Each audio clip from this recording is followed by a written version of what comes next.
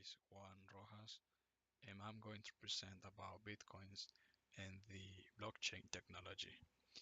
Bitcoins were created by Satoshi Nakamoto in 2009.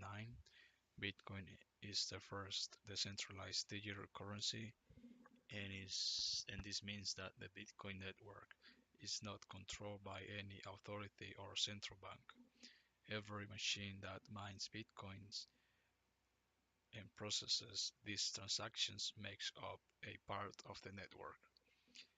It's also easy to set up. You can set up a Bitcoin address in seconds, no questions asked. It is completely free. There are no limits or regulations. What is also interesting is that Bitcoins are completely transparent. And what actually allows this to happen is the blockchain technology, which I'm going to discuss more in detail later. It's fast. You can send and receive Bitcoins anywhere and it will arrive in seconds, sometimes even less than that, as soon as the Bitcoin network processes the payment. Blockchain is what confirms Bitcoin transaction. This is the core technology of Bitcoins. All confirmed transactions are included in the blockchain. In this way, the Bitcoin wallets can calculate their balance and verify new transactions. All this is enforced with cryptography. Mining is a distributed system that is used to confirm pending transactions. It enforces a chronological order in the chain of blocks, protects the neutrality, and allows an agreement among all the computers in the system. To confirm transactions, they must be packaged in a block that conforms to strict encryption standards, and then it will be verified by the network. So what has been happening lately is that financial institutions have been very interested on this technology for many years. Visa has announced an investment of over 1 billion in blockchain technology, partnering with a chain, a San Francisco-based startup which focuses on blockchain technology. The plan is to create a Visa system that will use or take advantage of the blockchain technology to quickly process and issue international payments with real-time verification. Visa B2B Connect is aimed to be very secure due to the long record of security that blockchain technologies have offered lately. And this will be definitely a challenge for the Swift messaging system network, which is the main venue by which large sums of money moves across borders among banks and financial institutions. Uh, Blockchain technology was really initially pushed into the headlines several years ago, thanks to the virtual currency Bitcoin.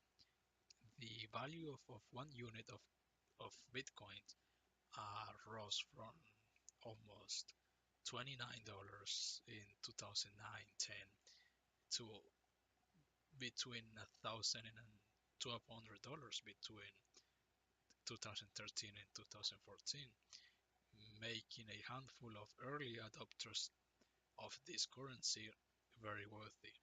Of course, this generated press interest, and since then, while Bitcoin's value have fallen and the currency established to a more stable rate of growth, then the blockchain technology concept was intensified.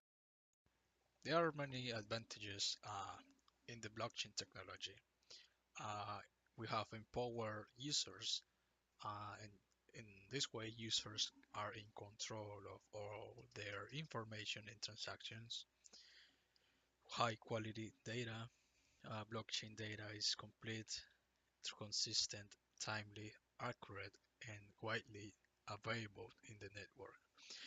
We also have transparency, which changes to public blockchains are publicly viewable by all parties, creating transparency, and all transactions are immutable, meaning that they cannot be altered or deleted. We al- they also offer faster transactions.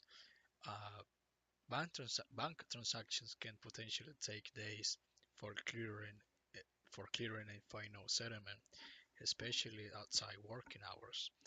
Blockchain technology can reduce transaction times to minutes and are processed 24/7. We also have lower transaction cost by eliminating third-party intermediaries and overhead costs for exchanging assets. Blockchains have the potential to greatly reduce transaction fees. As we have advantages, we also have disadvantages in regards to the blockchain technology. For example, uncertain regulatory status, because modern currencies have always been created and regulated by national governments. Blockchain and Bitcoin face a adoption issue at this moment by financial institutions if its government regulation status remains unsettled. Large energy consumption is one of the main issues right now because uh, the blockchain network miners at this moment are attempting 450,000 trillion solutions per second in efforts to validate transactions using substantial amounts of computer power, which converts into electrical power, usage of electricity. Control, security, and privacy. Uh, there are solutions to this possible problem, uh, uh, but there are still cybersecurity concerns that need to be addressed before the general public puts their trust in this blockchain solution.